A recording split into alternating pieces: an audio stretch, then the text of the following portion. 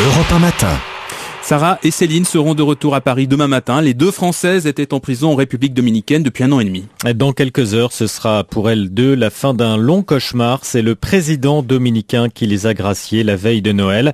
Sarah et Céline avaient été condamnées à 8 ans de prison pour trafic de drogue. 5 kilos de cocaïne avaient été retrouvés dans leur bagage. Elles affirmaient depuis avoir été piégées. Tout à l'heure, elles vont donc monter à bord d'un avion pour revenir en France. Dès leur sortie de prison, c'est le secrétaire d'État à la coopération, Alain Joyandet, qui va les prendre en charge.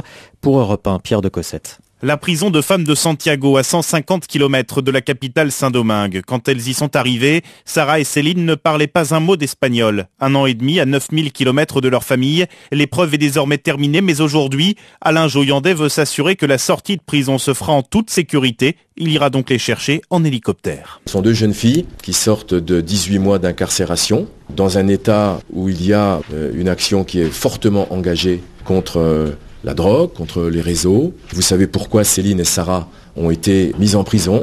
Et donc nous souhaitons qu'au moment de cette sortie de prison, où elles ne seront pas transférées, donc encadrées par des services de sécurité, nous souhaitons qu'elles ne soient pas laissées dans la nature en sortant de prison en République dominicaine. Alain Joyandet a décidé de prendre soin des 2 jeunes filles, les 2 plus jeunes françaises détenues en République dominicaine, originaires comme lui de Franche-Comté où il brigue un mandat aux prochaines régionales. Avant de prendre l'avion pour Paris, Sarah et Céline seront donc protégées, tenues à l'écart des regards indiscrets dans la résidence de l'ambassadeur. Le secrétaire d'État a l'intention de discuter avec elles de leur nouvelle vie en France, de cette 2e chance qui leur est offerte, manière de prouver qu'il ne remet pas en cause la condamnation prononcée par la justice dominicaine.